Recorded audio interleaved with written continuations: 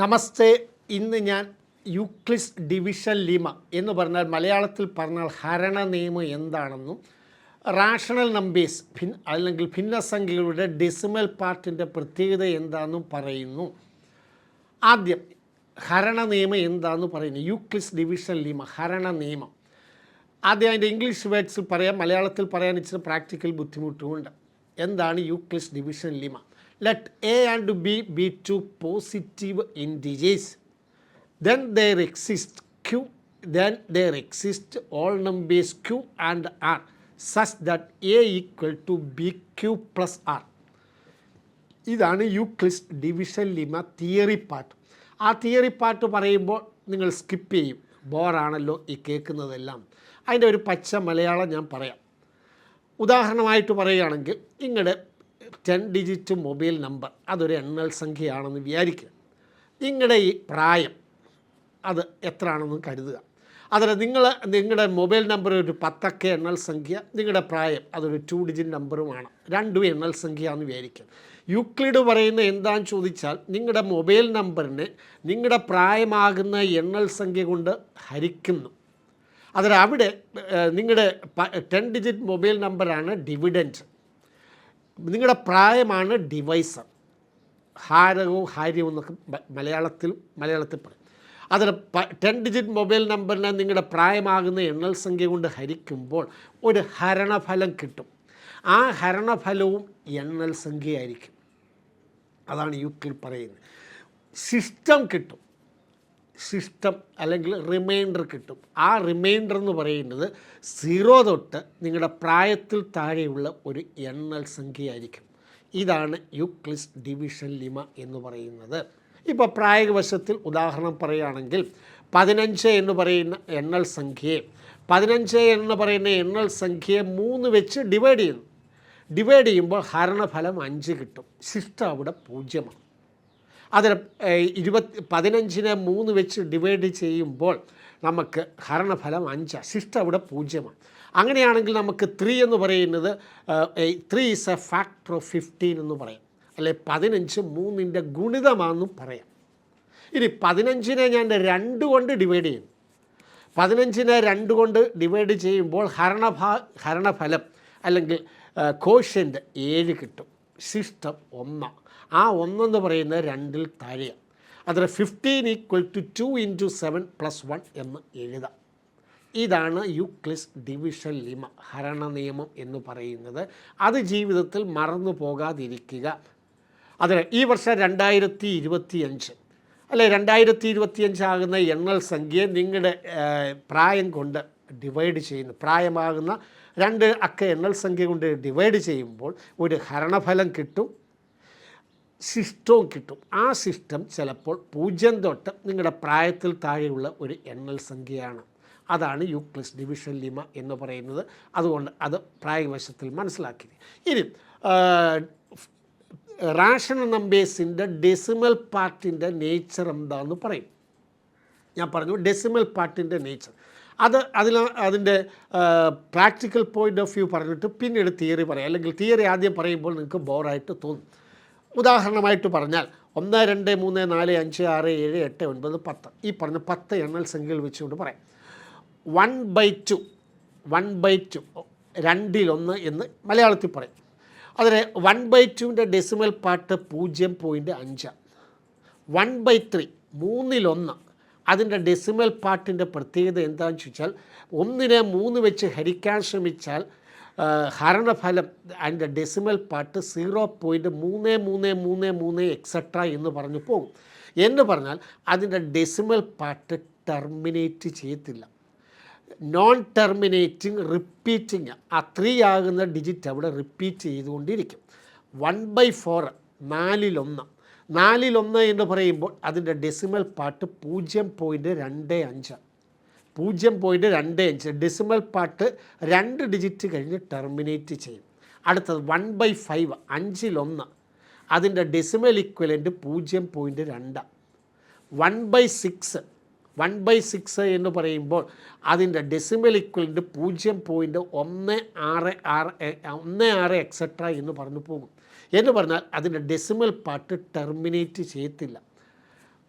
Non terminating repeating ആണ്. 1/7 എന്ന് പറയുമ്പോൾ അതിൻ്റെ ഏറ്റവും വലിയ പ്രത്യേകത എന്ന് പറഞ്ഞാൽ ആ ഡെസിമൽ പാർട്ടിൻ്റെ പ്രത്യേകത 0. എൻ്റെ ഓർമ്മ ശരിയാണെങ്കിൽ 0.142857 0.142857 142857 എന്ന് പറഞ്ഞ ഫിക്സഡ് പാറ്റേണിൽ റിപ്പീറ്റ് ചെയ്യും. അതാണ് 1/7.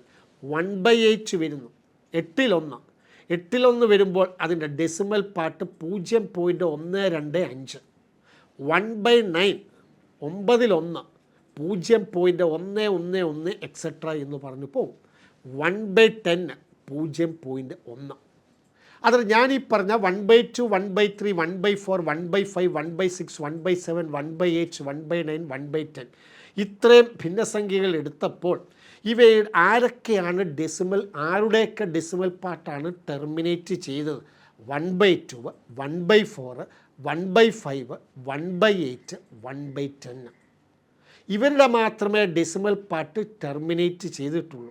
എന്ന് പറഞ്ഞാൽ 1/2 1/4 1/5 1/8 1/10 2 2^1 × 5^0 4 2 സ്ക്വയർ എന്ന് എഴുതാം. 5 5^1 8 2 ക്യൂബ് 10 2^1 × 5^1. അതായത് ഛേദം എന്ന് പറഞ്ഞ എണ്ണൽ സംഖ്യ 2കളോ മാത്രമോ 5കൾ മാത്രമോ അല്ലെങ്കിൽ 2കളും 5കളും മാത്രമുള്ള എണ്ണൽ സംഖ്യയായിട്ട് വരുന്നത് മാത്രമേ അതിൻ്റെ ഡെസിമൽ പാർട്ട് ടെർമിനേറ്റ് ചെയ്യത്തുള്ളൂ, അല്ലെങ്കിൽ ടെർമിനേറ്റ് ചെയ്യത്തില്ല. അതുകൊണ്ടാണ് 1/3 1/6 1/7 1/9 ഒന്നും ടെർമിനേറ്റ് ചെയ്യാത്തത്. It's A decimal part non terminating repeating ആണ്. അത് ജീവിതത്തിൽ മറന്നു പോകാതിരിക്കുക. അങ്ങനെയാണ് അതിൻ്റെ പ്രാക്ടിക്കൽ സിറ്റുവേഷൻ എന്ന് പറയും. അതിലൊരു പ്രായോഗികവശത്തിൽ ഞാൻ പറഞ്ഞു, ന്യൂമറേറ്ററും ഉണ്ട് ഡിനോമിനേറ്ററും ഉണ്ട്. അതിൽ ഒരു റാഷൻ നമ്പർ എന്ന് പറയുമ്പോൾ P/Q ഫോം.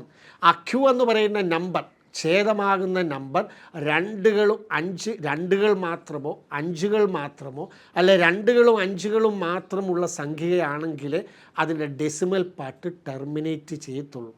അല്ലെങ്കിൽ decimal part non terminating repeating ആയിരിക്കും. അതാണ് അതിൻ്റെ പ്രത്യേകത. അതിൽ അങ്ങനെ വരുമ്പോൾ നമ്മൾ ഈ ഒരു പ്രായോഗികവശം ജീവിതത്തിൽ മനസ്സിലാക്കിയിരിക്കുക. അതുകൊണ്ടാണ് ഉദാഹരണം പറഞ്ഞത്. അങ്ങനെ വരുമ്പോൾ ഞാൻ ഇനിയിപ്പോൾ വേറൊരു ഉദാഹരണം പറയാം. 1/11 ഉണ്ട്, 1/12 ഉണ്ട്, 1/13 1/14 1/15 1/16 1/17 1/18 1/19 1/20 എന്ന് പറഞ്ഞാൽ ഇത്രയും ഭിന്നസംഖ്യകൾ എടുത്താൽ ആരുടെയൊക്കെ ഡെസിമൽ പാർട്ടാണ് ടെർമിനേറ്റ് ചെയ്യുന്നത്? 1/11 ടെർമിനേറ്റ് ചെയ്യത്തില്ല, നോൺ ടെർമിനേറ്റിംഗ് റിപ്പീറ്റിംഗ്. 1/12 12 എന്ന് പറഞ്ഞാൽ 2² × 3^1 നടക്കുകയില്ല. 1/14 14 എന്ന് പറഞ്ഞാൽ 2 × 7 നടക്കുകയില്ല. 1/15 3 × 5 നടക്കുകയില്ല.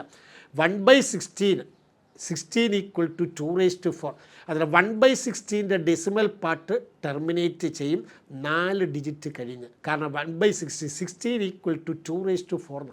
അതിൽ ഡെസിമൽ പാർട്ടിൽ 4 ഡിജിറ്റ് കഴിയുമ്പോൾ അത് ടെർമിനേറ്റ് ചെയ്യും. 1/17 decimal part non terminate repeat. 1/18 decimal part non terminate repeat. 1/19 decimal part non terminate repeating. 1/20 20 എന്ന് പറഞ്ഞാൽ 2² × 5^1. അതിൽ 1/20 2² × 5^1. 2ൻ്റെ ഇൻഡെക്സ് 2, 5ൻ്റെ ഇൻഡെക്സ് 1, 2 1 മാക്സിമം ഓഫ് 2,1 എന്ന് പറഞ്ഞാൽ 2. അതിൽ ഡെസിമൽ പാർട്ട് 2 ഡിജിറ്റ് കഴിഞ്ഞ് ടെർമിനേറ്റ് ചെയ്യും. അതാണ് അതിൻ്റെ ആൻസർ എന്ന് പറയും. അത് നമ്മൾ ഒരു സംഖ്യ കാണുമ്പോൾ റാഷൻ നമ്പറിനെ കാണുമ്പോൾ അതിൻ്റെ ഡെസിമൽ പാർട്ട് ടെർമിനേറ്റ് ചെയ്യുമോ ഇല്ലയോ എന്ന് ചോദിച്ചാൽ, if the denominator is of the form 2m × 5n only where m and n are whole numbers, then decimal part terminating. If the denominator is not of the form 2 raised to m into 5 raised to n, then the decimal part non-terminate repeat. ഇനി decimal part ഇങ്ങനെ terminate ചെയ്യുകയോ repeat non terminating റിപ്പീറ്റിങ്ങോ ആയിട്ട് വരുന്ന സംഖ്യകളെയാണ് നമ്മൾ irrational numbers എന്ന് പറയുന്നത്. Irrational നമ്പേഴ്സിൻ്റെ decimal പാർട്ടിൻ്റെ പ്രത്യേകത എക്സാമ്പിളായിട്ട് പറഞ്ഞാൽ √2, √2 1.414, 4.414, 4 കഴിഞ്ഞാൽ അടുത്തത് 5 ആകാം, അടുത്തത് 0 ആകാം, അടുത്തത് 8 ആകാം, അടുത്തത് 7 ആകാം, അങ്ങനെ പോകാം. Pi r squared, area of circle pi r squared. Pi എന്ന് പറഞ്ഞാൽ ഇറാഷണൽ നമ്പറാണ്. നമ്മളത് 22/7 അപ്രോക്സിമേറ്റ് ചെയ്യുമെങ്കിലും